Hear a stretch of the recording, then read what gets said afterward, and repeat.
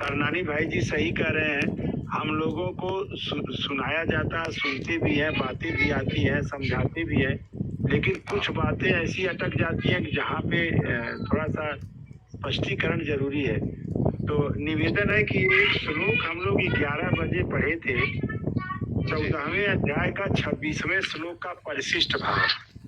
अच्छा, 14 अध्याय के 26वें श्लोक का परिशिष्ट भाव। हाँ, थोड़ा सा डॉक्टर साहब आप अपने वाणी से इसका खुलासा कर दीजिए, विशेष करके जो 5 लाइन नीचे वाली है उसको। अच्छा, हाँ, अपने भाव में जो आपको भाव होता है आ रहा हो उसके अनुसार। श्रीमद् भागवत महापुराण में सगुण उपासना को निर्गुण, यहाँ से ये 5 लाइन। जी जी जी, ठीक है। नारायण नारायण नारायण। एक बार ऊपर से ही पढ़ देता हूँ परिशिष्ट भाव, फिर पूरा पढ़ देता हूँ। हाँ हाँ, बिल्कुल बिल्कुल। भक्ति से जो भी साधक चाहता है उसी की प्राप्ति हो जाती है। जो साधक मुख्य रूप से ब्रह्म की प्राप्ति अर्थात मुक्ति या तत्व ज्ञान चाहता है, उसको भक्ति करने से ब्रह्म की प्राप्ति हो जाती है, क्योंकि ब्रह्म की प्रतिष्ठा भगवान ही है। इसी अध्याय का 27वां श्लोक, ब्रह्मणो प्रतिष्ठा। ब्रह्म समग्र भगवान का एक अंग है, स्वरूप है।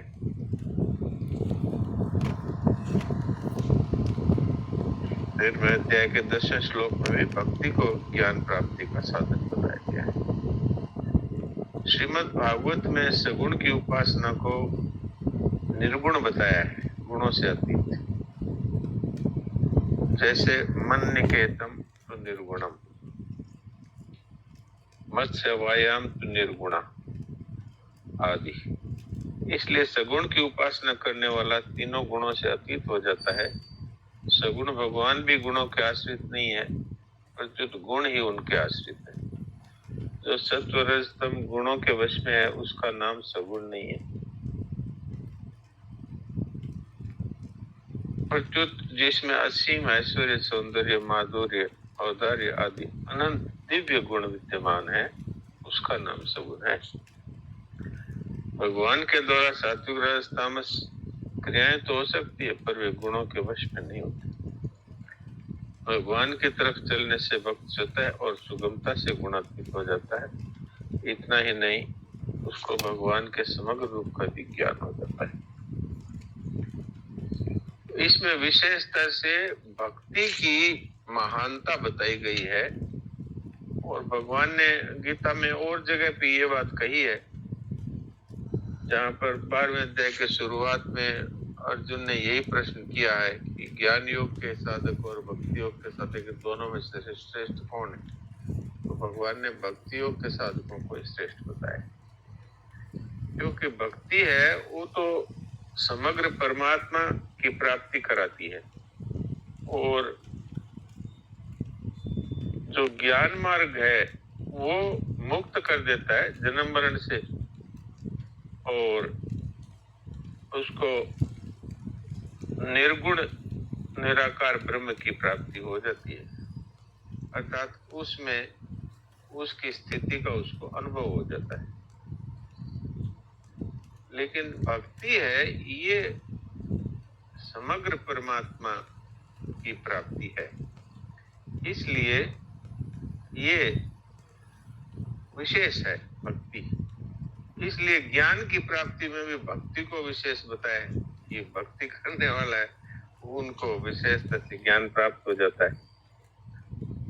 अब यहाँ पर जो गुणों की बात आई है कि सगुण है, वो सगुण का अर्थ क्या है। भगवान सगुण है, तो यहाँ पर ये सत्वरजतम वाले गुण नहीं है, इसके लिए तो भगवान ने कह दिया कि उनमें मैं नहीं हूं, वो मेरे में नहीं है।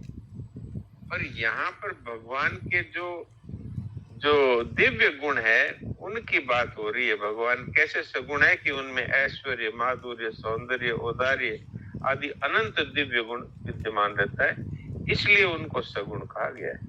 वहां तीनों गुणों से सगुणता की बात नहीं हो रही है, क्योंकि भगवान के तो सात्विक राजस तामस है, ये उनको कैसे ये गुण उनके साथ कैसे एक हो सकते हैं, क्योंकि ये तो संसार के लिए है, ये तो प्रकृति की वस्तु है। अब भगवान जब अवतार लेते हैं तो दिखने में सात्विक, राजस और तामस उनकी क्रियाएं दिख सकती है। तो जैसे जहाँ जो आवश्यक होता है, गुणों को भगवान वश में करके और गुणों का एक प्रकार से प्रयोग करते हैं, तो वो गुणों के वश में नहीं है। जीव है वो गुणों के वश में हो जाता है, और भगवान है वो तो कहते हैं कि मया दक्षिण प्रकृति सुयते सहस्राश्रम।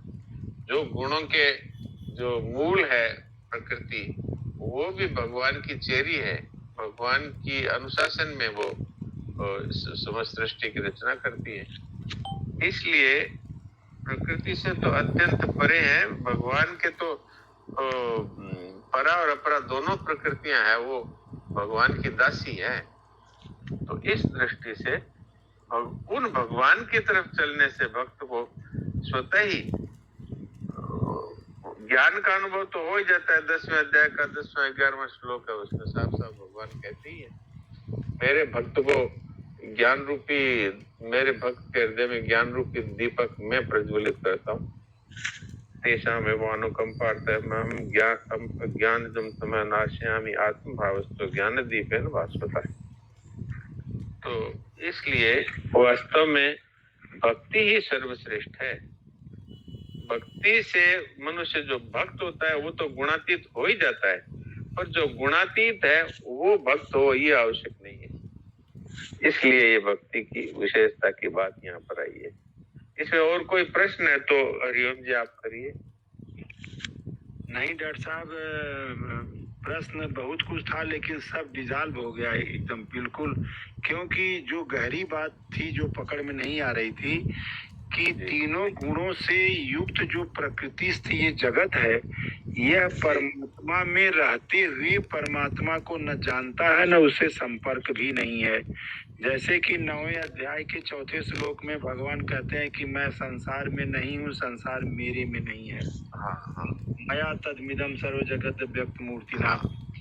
तो ये तीनों गुणों से परे परमात्मा अतीत अनंत रूप से है, लेकिन जो उनका अपना योग माया का जो गुण है, जो भगवत्ता का गुण है, अपने ईश्वरत्व का है, जिसके कारण वो भगवान कहे जाते हैं, वो उनसे अभिन्न है। जी जी। जैसे ऐश्वर्य है, माधुर्य है, सौंदर्य है, अवतार है, श्री है, द्री है, ये सब भगवान से अभिन्न है। लेकिन ये तीनों गुण भगवान से भिन्न है, अभिन्न होते हुए भिन्न है। क्यों? कि ये विनाशी है और परमात्मा अविनाशी अनंत है। तो ये बात खुल गई कि तीनों गुणों से युक्त जो है भगवान से नहीं मतलब है। ये निर्गुण का तात्पर्य यहाँ तीनों गुणों से अलग की बात है, ये बात खुल गई। बिल्कुल, तीनों गुण तो प्रकृति के कार्य है ना, और प्रकृति तो भगवान के दासी है, तो इसलिए ये गुण उनको कैसे बांध सकते हैं। जी जी बिल्कुल, बहुत एकदम स्पष्ट हो गया। और किसी भाई बहन को कोई इस पैराग्राफ में या जो 27वां पढ़ा गया है और 15 का पहला भी पढ़ा गया, कोई प्रश्न जिज्ञासा हो तो आप लोग रखें। राम राम। हाँ जी।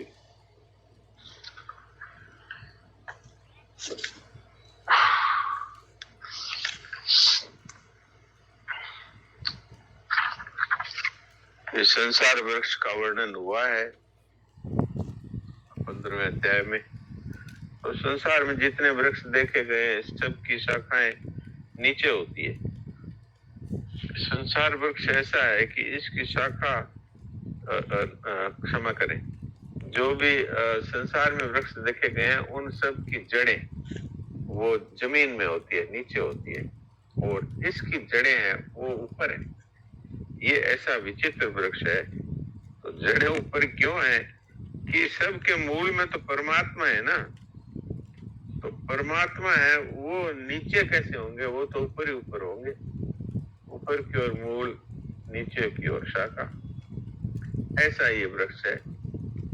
और अश्वत्थ की बात कही है तो अश्वत्थ इसको इसलिए कहा गया है कि ये दूसरे दिन भी रहेगा कि नहीं इसकी कोई गारंटी नहीं, इसलिए इसको अश्वत्थ कहा है। तो तो इसके दो अर्थ बताए हैं। जो कल दिन भी न रह सके, ये तो उसका पहला अर्थ है। और एक क्षण भी स्थिर रहने वाला नहीं है, ये अश्वत्थ पद का तात्पर्य है। तो भगवान ने वैसे अपने आप को अश्वत्थ कहा ही है, पीपल का वृक्ष मैं ही हूं। तो जो कल दिन तक नहीं रह सके और दूसरा पीपल का पेड़, दो अर्थ है ये। और इसमें वास्तव में तो पहला अर्थ है वही हमारे विशेष काम का है। वैसे तो दूसरा अर्थ भी काम का ही है, क्योंकि वो भगवान स्वयं कहते हैं कि ये मेरी विभूति है।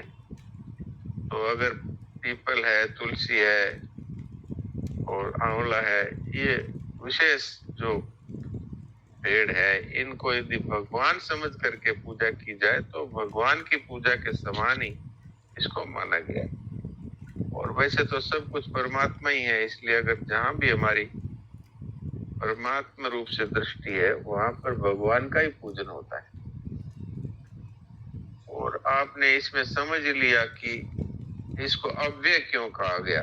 तो अव्यय तो इसका उदाहरण भी दे दिया महाराज जी ने, कि जैसे समुद्र का जल सूर्य से गर्मी से भाप बनता है, फिर बादल होता है, फिर बादल बरस जाता है, तो फिर पृथ्वी पर आ जाता है, वो फिर नदी जल नाले में जाकर समुद्र में चला जाता है। इस तरह ये एक चक्र है। इस चक्र की तरह ये संसार चक्र भी ऐसा ही जन्मता है, बड़ा होता है, बूढ़ा होता है, मर जाता है और फिर अपने कर्मों में सर फिर जन्म लेता है।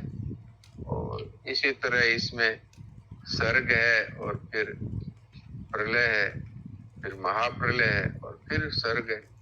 तो ये इस तरह से लगातार चलता है। इस दृष्टि से इसको अव्यय कहा है। और वैसे तो एक क्षण भी नहीं टिकता, इसलिए इसको अव्यय कहने का वो तात्पर्य नहीं है कि भाई अविनाशी है, ऐसा नहीं है। तो सर्वथा अविनाशी है, प्रति क्षण ही ये नष्ट होता है। दूसरा इसमें अपने को जो समझने वाली चीज ये है कि सकाम कर्म है, तो वेदों में इसका काफी वर्णन है। इसके ज्यादा श्लोक सकाम कर्मों के हैं। और जैसा बताया गया है कि सकाम मंत्रों की संख्या तो 80,000 है और मुक्त करने वाले मंत्रों की संख्या 20,000 है। और उसमें भी 4,000 ज्ञान कांड के हैं और 16,000 उपासना कांड के हैं। तो यूं समझना चाहिए कि मुक्त करने वाले हैं वो तो 1/4 ही है, 20,000 ही है, और सकाम मंत्रों की संख्या 80,000 है।